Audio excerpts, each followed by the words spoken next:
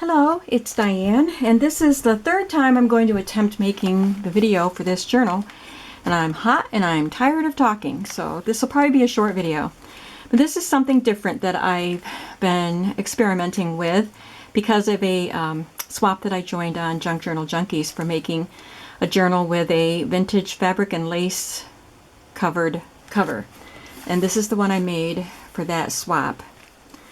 This was the size that they requested, and I liked doing it so much that I decided to try it in a slightly larger. So this one's 5 by 8, has one signature, and I think it has about 12 pages that are folded, so it's 48 front and back.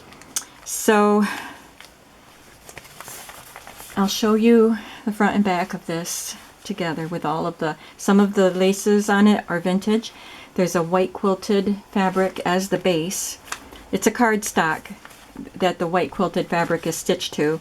And then I stitched a long piece of seam binding all across here so that it's the laces are collaged on top of it. And then the ends of that seam binding are the closure. And then you'll see all the laces here. And some of these are vintage. This one, this piece right here is, and this little flappy piece on the front edge is vintage, and this one and this one and this one. And as I said, it's got one signature. Inside is stitched coffee dyed muslin to the hole inside of it, and then this piece is a vintage linen piece that I've had for quite some time, and I coffee dyed it, and I cut the corner off it and stamped "This book belongs to." Someone had sent me this beautiful lace applique, so I cut this piece off of it and glued it on there as a decoration. And then the papers that I used are coffee dyed scrapbook paper, coffee dyed coffee paper, copy paper, and some book paper and music paper. Here's a vintage, not vintage, vellum, glassine. Can you tell I'm tired? A glassine bag that I got from Denise's Tattered Dream shop. This is a vintage little page out of a Barbie booklet to advertise the clothing that you could buy back in the 50s for your Barbies. And a vintage tag. This is a tag that I made with my Cricut. It goes inside, and this is a cutoff from scrapbook paper that just gets tucked behind. And then this one has some Queen Elizabeth stamps that were canceled. They're still attached to the envelope. I stitched them on here with some fibers behind it and this pretty colored fringe on top. Tim Holtz butterfly. This is a page from a book about antique collectibles, and there's some pottery on this side and Kate Greenaway illustrations on this side. And then this has gathered seam binding, this Tim Holtz phrase that I stitched on, and a little piece of fabric. These phrases, I bought the set of these words, and they're quite thick. They're on thick chipboard. So I peeled it off so it wouldn't be so thick and so that I could stitch it on. Scrapbook paper here with a piece of vintage line paper, a vintage children's card, and then I made this tag stamped on it. This is a vintage photo. I made a copy of it onto cardstock and stitched around the edge and then put distress ink around the back. It can be journaled on the back. The stamps in this book are all from Inkadinka from this Flourish set. I don't know the name of it, but I know it's Inkadinka. This is a 1975 Hallmark date book. You used to be able to pick these up for free at the Hallmark stores around Christmas time. And 1975 was the year I graduated high school, and I know I had this little date book. Another tag I made with my Cricut.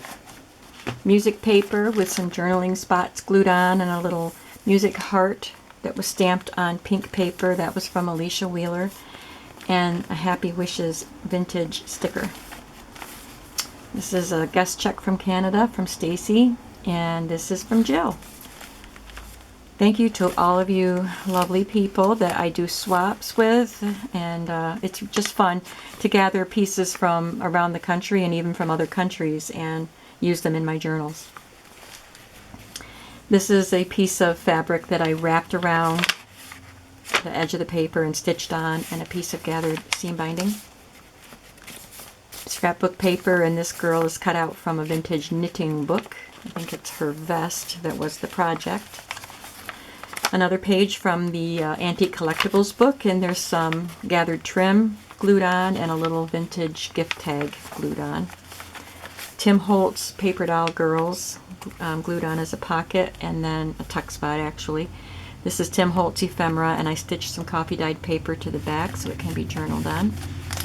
A stamp from Poland with some fibers, and these brownish pieces of the fibers came from Denise's shop.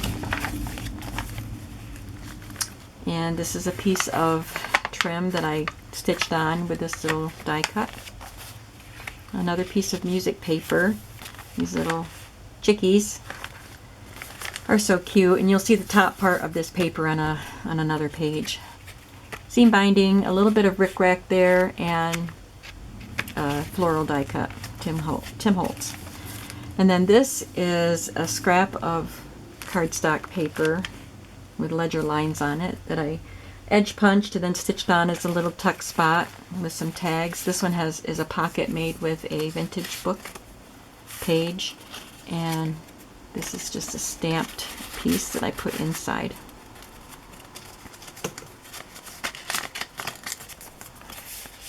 This is a stamp tag that Jill sent me. This is from Daphne's Diary. There was a sheet of those that were perforated. Somebody sent me those. And this is a stamp that I have that I stamped and cut out. Some more Queen Elizabeth stamps, a scrap of scrapbook paper, and a journaling card that I stamped and cut out and then glued on. Some more stamping. This is another of the Barbie pages that's attached with washi as a little flap. You can journal underneath it. I wanted you to be able to see both sides of the paper. This is from a vintage magazine, and there's a scrap of paper to journal on. This came from the Antique Collectibles book. I fussy cut it out and glued it on, but it actually looks like it's part of the page because the background behind the birdcage matches the color of the background paper. And here's a stamp that is that the same stamp? It is. I had stamped this a long time ago and cut it out. I just pulled it out of my stash, and then I pulled that stamp out and stamped it on there. Didn't even realize that it was the same stamp, but that's okay. Cohesion. Another piece of the fabric and seam binding stitched on. This is a little die cut that is glued on as a little tuck spot with a couple of tickets that can be journaled on. There's some speckling on this paper because I put salt on it when it was wet when I coffee dyed it.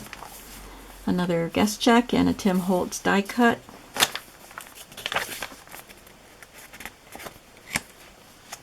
And here's the top part of that journaling page sheet that had the little chickies at the bottom. And these girls drinking their sodas is from a vintage magazine. And this pocket was made from a vintage book page following Patricia Viramonte's tutorial, and then I stamped the vintage bicycle and the word priceless. This is the piece of applique that I cut off of this, and because of the way it was cut, it just kind of wrapped right around that bicycle tire, so I glued it right there. And there's a piece of cardstock ledger from DCWV, I think, and a little circle that I glued on as a tab that fits right in there. So this is my attempt at learning how to do a fabric and lace covered junk journal. I hope you liked it. It will be listed in my shop. Come and visit my shop, Pretty Pink Cottage. It will be in the comments below, or in the description below. I'm sorry, I'm just so tired today. Happy 4th of July, everybody.